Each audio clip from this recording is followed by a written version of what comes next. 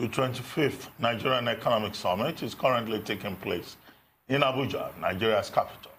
Almost everyone that had a chance to speak on the opening day conveyed the impression that these are trying times indeed, all of them making a clarion call on the government of President Muhammadu Buhari to quickly get its acts together in order to avert a looming economic crisis of seismic proportions in Nigeria. The president himself was there, and he told the summit that the ultimate solution to the economic challenges must be sourced here at home. We'll be getting a bit of what he said in a moment, but many industry experts and policy makers also seized the moment to discuss ways and means through which public and private sectors can best collaborate towards positioning the Nigerian economy for growth by the year 2050, which is the year in which the population of Nigeria is projected to exceed the 400 million mark, making Nigeria the third most populous nation on earth. The theme of this year's National Economic Summit is Nigeria 2050, Shifting Focus. As we make progress, we'll be keeping an eye on events at the Transcorp Hilton Hotel in Abuja, the venue of the summit, where our rice crew is already positioned to give us occasional in-swingers. And that's also where we shall be having the first conversation this morning with Dr. Sam Abati, a public affairs analyst and former chairman of the Nigerian Electricity Regulatory Commission. He will be helping us make sense of it all. And as the chat continues, we'll also be taking him up on the latest batch of sex for marks scandals rocking some universities in the country, courtesy of a BBC sting operation. We shall also be speaking to Bamidele Ayemibo, the former chairman of the export group, Lagos Chamber of Commerce and Industry. Now, he's going to be here looking at what Nigeria's economy stands to benefit in the Africa Continental Free Trade Area Agreement. And as we round off the show, we'll be talking to Fuad Oki, a former chairman of the All Progressive Congress in Lagos State, my apologies, and the topic for that is going to be politics and the rule of law. Now, we'll also be catching up on news making headlines across the globe while reviewing the newspapers with Arise News analyst Emmanuel Efeni. Oji Okpi will also be here to fill us in on what's trending around the world. So it's going to be all of that and a whole lot more today on The Morning Show.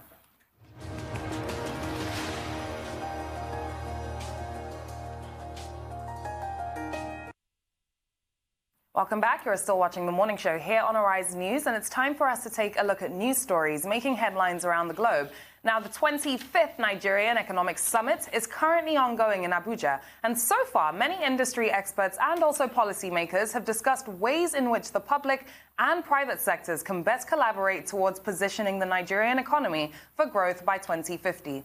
This year's theme, as Dr. Abati rightly said, is Nigeria 2050, Shifting Focus. Now, in line with this, discussions during the two-day event are focusing on ways to actualize rapid industrialization, transform the Nigerian education sector, while also managing the demography and peace and security. Now, President Muhammadu Buhari expressed his administration's commitment to work closely with the private sector, and according to him, this is in pursuit of agendas that would facilitate Nigeria's developmental goals. The president also identified homegrown solutions for the nation's economic challenges, and the chief executive officer of the Nigerian Economic Summit Group, Laila Jayola, emphasized that, quote unquote, only a competitive private sector economy can help Nigeria achieve a high standard of living and economic prosperity for all Nigerians in 2050. Now, Nigeria's Minister of Budget and National Planning, Zainab Ahmed, expressed similar sentiments, and businessman Aliko Dangote, who was represented by Ahmed Mansour, declared that, quote unquote, Nigeria cannot afford to be an inclusive economy. Inclusivity must be at the heart of our economic project. The former governor of the Central Bank of Nigeria and now Emir of Kano, Sanusi Lamido Sanusi, said, quote unquote, our population is a liability already, adding that northern Nigeria has the highest level of fertility, population and poverty because leaders have failed to educate people, especially the girl child.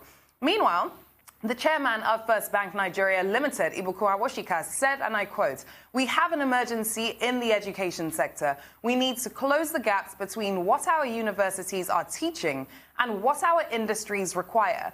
because they are gaps that need to be filled. And I love that point that Mrs. Awoshika made, because I learned recently that 2/3 of the jobs that are going to be available on the market to students in school today aren't even jobs that we know about or are teaching about. So we have this world that we don't even know what to expect from. What are we actually preparing students for? What is your take on the NES yesterday, sir?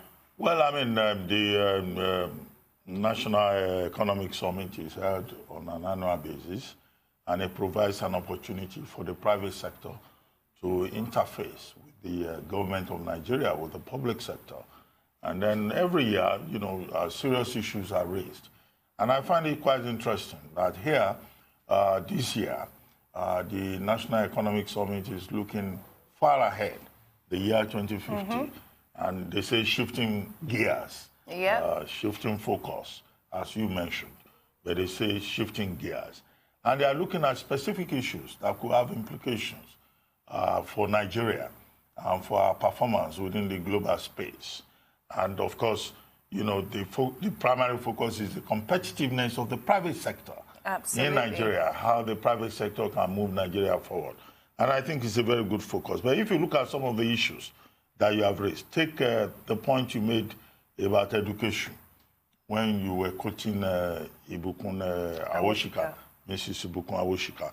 Now, that's about education. Of course, transforming education is an important, challenge, not just for Nigeria, but also for other countries. How do we develop the right skill set? If by 2050, Nigeria is going to have over 400 million or over 700 million, people, as the World Bank had projected and the UN had projected. Now, what kind of 700 million people do we want to have in Nigeria? Is it people who have the skills? Is it people who have the competence? Is it people who have the ability, the capacity to be able to, compete, function in a world that is bound to be increasingly more competitive? Yeah. So that's an important question for me.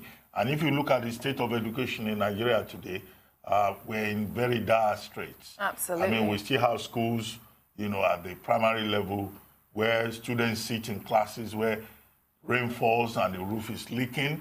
You must have seen many of those photographs or videos on social media. And newspaper and reports. That's unacceptable.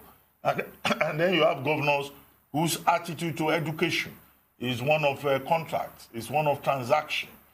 I think that's horrible. To have leaders who do not understand that we live in a world where the youth of a country have to be given the opportunity to realize their potentials to the best of their ability. And then you have schools that are not at par. And then what you have is publicity stunts, the type that we had recently in Kaduna State, whereby the governor took his own son, a 6-year-old son, to a public school. Now, how many children will go to public schools, that are well equipped, that the governor remembers? So all over the country, we should see greater seriousness. So Ibukun Awoshika is certainly right. And of course, it's not just Ibukun Awoshika that is at this National Economic Summit. If you look at the profile of the people attending it, from Amina Mohammed to Matthew Azan Kuka, Aigi Mokwede, Chidi Ajairi, you see that, the attendance, is real quality. And, it's very good to see that the private sector in Nigeria is showing very special focus. It's attending this particular event and addressing the issues with the seriousness that it deserves. Now, there's also something about demography. Yeah. Population. I think you also mentioned that in your introduction. There are people who think we are too many in this country and that something must be done about Nigerian population. 700 million people by 2050. We're just about 200 million. We can't even manage ourselves. 700 million in 80 years and 400 million in 30 years. And that gap alone to increase by 300 million in that short time is too much. Yeah, we are just about 200 million. We are falling over each other. Infrastructure is not enough. There's no enough safe space for people to live decently. So definitely it's something that, both the public sector and the private sector should focus on. Then they are also talking about sustainable peace and security. And that, of course, is a major challenge for Nigeria, with all the issues we have with all forms of criminality, banditry, kidnapping, insecurity in Boko Haram, schools, terrorism, youth restiveness, yeah. Pipeline vandalism, and all of that. So I'm hoping that all of these issues, that solid ideas will come out of this economic summit. They are also talking about the fourth industrial phase, rapid industrialization. Absolutely. And for us to industrialize, then there must be that proper interface between the private sector and the government. It's one thing for the private sector, all the brilliant people in every sector in Nigeria to come together and say the right things. It's another thing for government to take those ideas and to run with it. And that's the major challenge we have with programs like the Economic Summit. What is the outcome? How do we measure the outcome year to year? How does the Economic Summit, how does it impact on the governance process, on the productivity process? I think that's where the challenge lies, and that's what the organizers should worry about. Absolutely. And even in his speech, the president had mentioned how it's often said that he doesn't collaborate enough with the private sector, but it's something that he wants to take on board and start doing more. And I was actually pleased that he spoke a lot on the creative industry, on science and technology, because I felt that's the first time I have personally seen the president put that much emphasis on the things that we want to hear about. The other thing is family planning. Now, on our recent trip to New York for the UNGA, the fireside chat with Bill Gates, Aliko Dangote, and Mo Ibrahim focused a lot on family planning and the idea of Nigeria getting family planning right. And I believe that with this theme, 2050, and reshaping focus, or how is it, shifting gears? Shifting gears, I genuinely believe that family planning is a discussion that we need to recenter again and start to talk about. Well, I must alert you that, yes, it's true that the Economic Summit is talking about managing demography. But it's a very sensitive subject in Nigeria for reasons of religion, basically, and maybe perhaps ethnicity, and maybe the politics of Nigeria. Unfortunately, Doctor, if we want to survive, can we be sensitive? If you talk about managing population, the attitude, the religious attitude towards contraceptives in the eastern part of the country, which has a lot of Catholics. The Catholics say they won't use contraceptives. Well, unfortunately for them, Nigeria is growing. They tell you that it's a religious thing to have as many wives as possible. Well, unfortunately for them, Nigeria is growing. Unfortunately for them, we are going to have to overcome the barrier of religion and other beliefs in order for us to actually achieve full governance. And I think that's the issue here. We're not talking about population control, but proper family planning and education is necessary. You say population management. Oh, yeah, but not control, because control would be unethical. So I think that is a discussion that we have to put at the forefront of things, because honestly, 400 million by 2050, that should scare any of us, Doctor. Well, let's see what ideas, are brought onto the table at the Economic Summit. And maybe we could have a conversation around Nigerian demography, going forward. But let's take a short break now. We'll take a short commercial break, and then when we return, the conversation will continue. Stay tuned. Welcome back. You're still watching The Morning Show here on Arise News. And of course, we're still on the news headlines. Our top story this hour, U.S. President Donald Trump has cast his decision to abandon Kurdish fighters in Syria as fulfilling a campaign promise to withdraw from the endless war, as they've called it, in the Middle East, even as Republican critics and others said he was sacrificing a U.S. ally and undermining American credibility. Now, Trump declared U.S. troops would step aside for an expected Turkish attack on the Kurds, who have fought alongside Americans for years. But he then threatened to destroy the Turks' economy if they went too far. Now, in recent weeks, the U.S. and Turkey had reached an apparent accommodation of Turkish concerns about the presence of Kurdish fighters seen in Turkey as a threat. Let's take a look. Well, we've been in Syria for a long time, and it was supposed to be a very short hit. And a hit on ISIS, but it didn't work out that way. They never left, and they've been there for many, many years. And we were down to very few soldiers in Syria. We had 50 in the region that you're talking about, 50 soldiers, and they've been already moved out. But we'll see what happens with respect to a lot of different things. I was going to do this 9 months ago, And we were not at 100%, but we were pretty close. Everyone said, can we get to 100%? Now I get to 100%. And they say, well, maybe we could stay longer. I say, well, when do we get out? There's got to be a time we get out. We have to bring our people back home. And frankly, our great soldiers, I've been talking about this on the campaign. You go back 3 years ago and more, and you watch the speeches. We want to bring our soldiers back home. These are the endless wars. It's always a firm decision. Last time I made a firm decision, and I said, we'll do it over a period of time. We've been doing this actually over a period of time, over a very long period of time. And we've been working with the people in this room, and our soldiers have been coming back over that period of time. Now it's time for Germany and France and all of the nations where they came from to take them back. And they chose no, and maybe they'll change. Maybe they're going to change their tune now. I don't know. But in the meantime, we'll have to rely on the European nations. We'll have to rely on various other nations. As an example, Iran, Iraq, Turkey, Syria, Russia, and some other nations to take care of these fighters. But the American taxpayer is not going to spend 50 years of paying tax or whatever it may be that they're wherever they may be. For instance, Guantanamo, or for instance, prisons in the United States. The American taxpayer won't put up with it. So, Doctor, Donald Trump withdrawing some troops. How do you take this move? Well, I think President Donald Trump's position on the Syrian situation is consistent with his position that America comes first. Whatever interests America, whatever is the benefit, is to the benefit of the United States, is what is important to him. You will recall that even during the campaigns, he had consistently said that he will pull out American troops from Iraq, from Iran, from Afghanistan, all these wars, as he referred to them, for, to bring our people back home and to save costs, to save the American taxpayer money. But the issue, of course, is that in the decision that he has taken with regard to Syria now, there is some kind of confusion. And that's why it's very controversial, because it doesn't appear that President Trump has thought through it very well. Yes, he says 3 years ago, 9 months ago, he had been planning to pull out American troops, about 50 to 100 operations in the northern Syrian border between Syria and Turkey.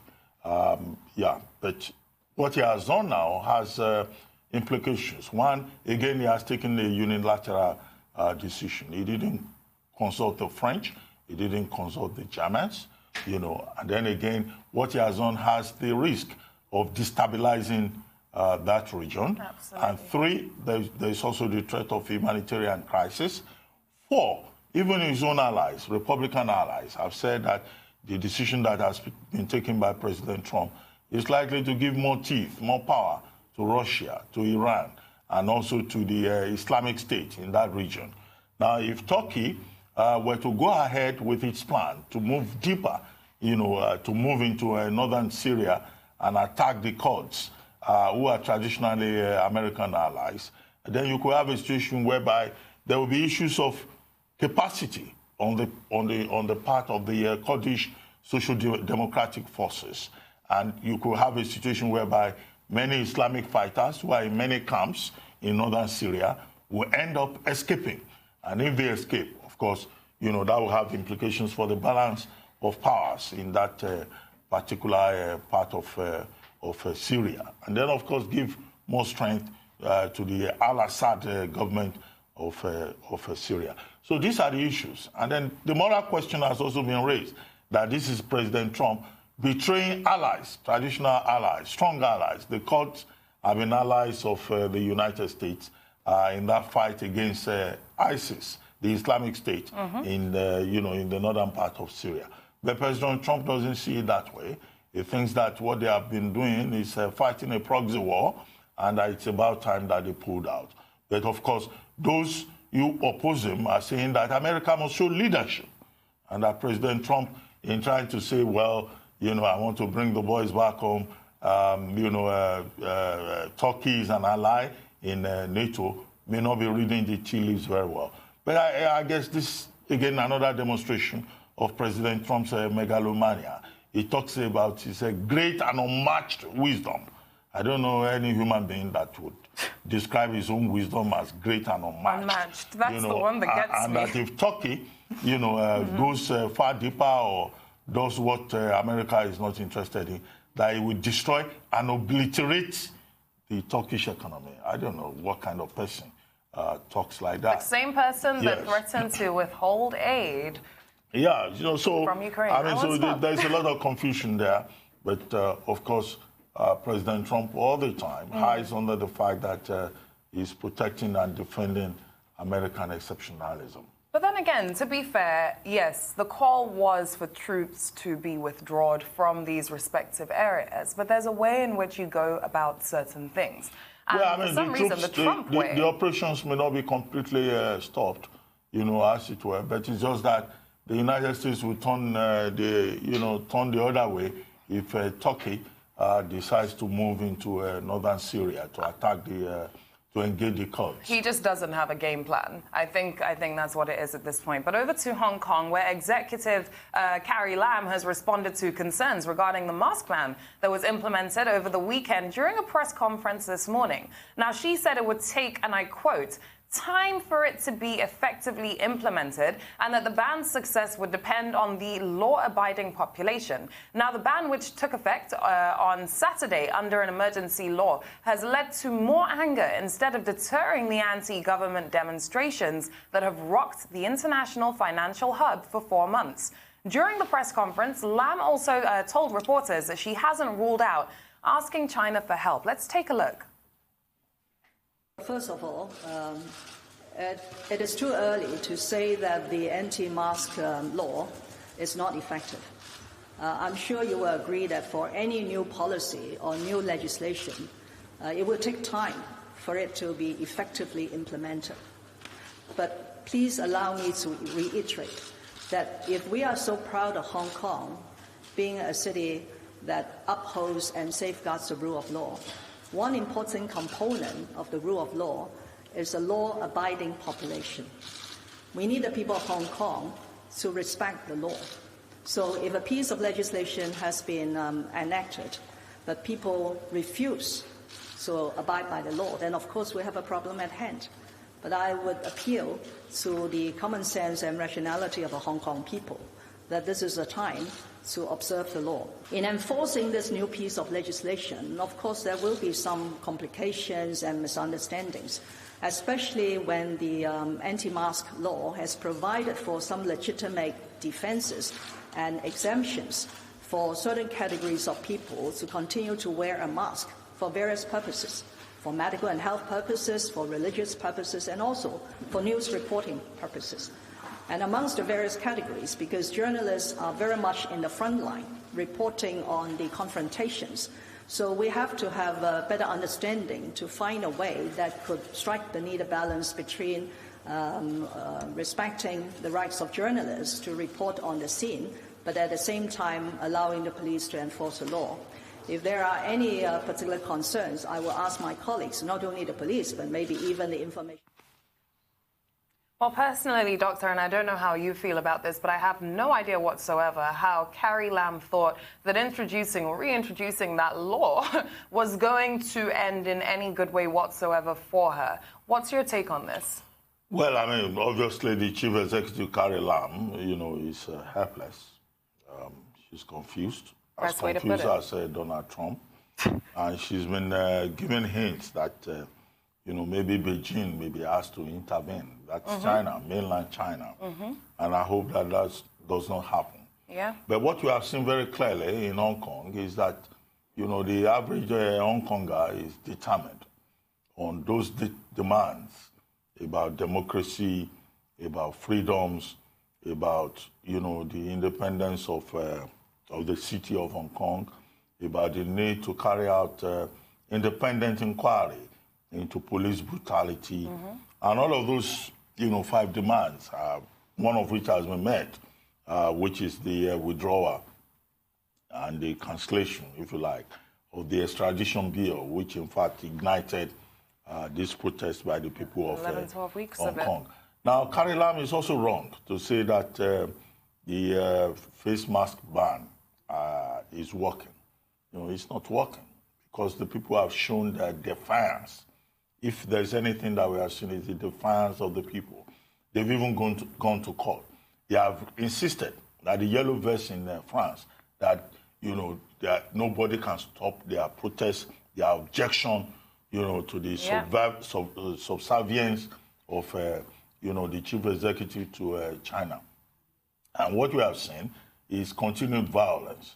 So what Carrie Lam needs to do, of course, is to hearken to the cries of the people and to see how Hong Kong, you know, can be rescued. Because Hong Kong is in a terrible place right now. I mean, in fact, the economy faces a recession. The reputation of the city as a financial hub in Asia is threatened. All because of this. The retail sector, the tourism sector, the hospitality sector is affected. You know, so it's a very serious problem, and I think that Carrie Lam and our allies cannot continue to hide behind your finger. They definitely cannot. That's all that we have on the news headline.